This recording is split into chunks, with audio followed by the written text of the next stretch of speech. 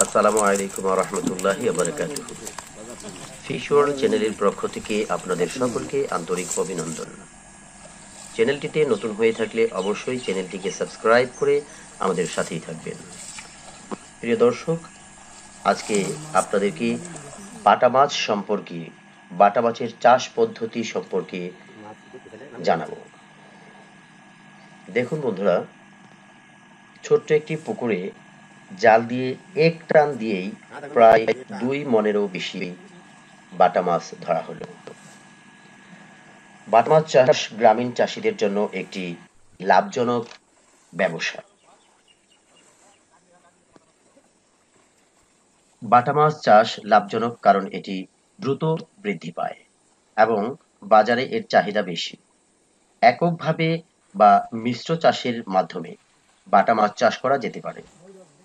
মিশ্র চাষে পুকুরের বিভিন্ন স্তরের খাদ্য ব্যবহারের মাধ্যমে উৎপাদন বৃদ্ধি করা যায় এবং এর জন্য পুকুর প্রস্তুতি, সঠিক ঘনত্বে পোনা ছাড়া এবং উন্নত খাদ্য ও রোগ প্রতিরোধ ব্যবস্থা গ্রহণ করা গুরুত্বপূর্ণ।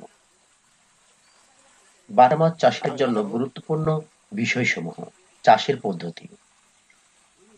দুইভাবে চাষ করা যেতে পারে: একক চাষ এবং মিশ্র চাষ। একক চাষের ক্ষেত্রে প্রতি শতকে 350 থেকে 400টি বাটা মাছ চাষ করা যেতে পারে। ভালো ফলনের জন্য পুকুরের পরিবেশ ঠিক রাখতে কিছু রুই বা মৃগেল মাছ যোগ করা যেতে পারে। মিশ্র চাষ: বাটা মাছ অন্যান্য কাঠ জাতীয় মাছের সাথে মিশ্র চাষ করা যায়। এতে বিভিন্ন স্তরের খাদ্য ব্যবহার করে পুকুরের কার্যকারিতা বাড়ানো যায়। পুকুর প্রস্তুতি: পুকুরের পাড় উঁচু এবং পাড় বাঁধাই করা ভালো। পুকুরের তলদেশ পরিষ্কার করতে হবে এবং অবাঞ্ছিত মাছ ও আগাছা দূর করতে হবে। পুকুরে চুন, সার এবং গোবর প্রয়োগ করা যেতে পারে। পোনা ছাড়া রোগমুক্ত এবং সুস্থ পোনা নির্বাচন করতে হবে। সঠিক ঘনত্বে পোনা ছাড়তে হবে, যেমন প্রতি শতকে 350 থেকে 400টি। পুকুরের পরিবেশ ঠিক রাখার জন্য কিছু রুই, মৃগেল মাছও ছাড়া যেতে পারে।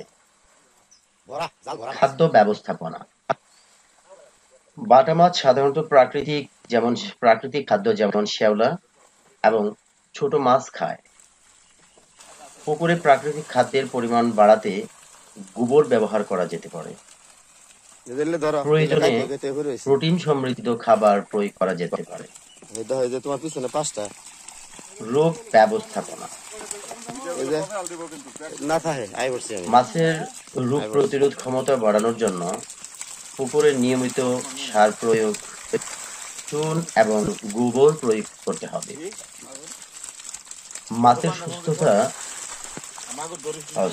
মাছের অসুস্থতা দেখা দিলে দ্রুত প্রতিকারমূলক ব্যবস্থা গ্রহণ করতে হবে।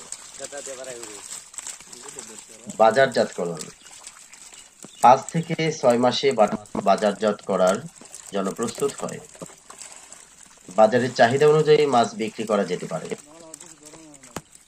সতর্কতা: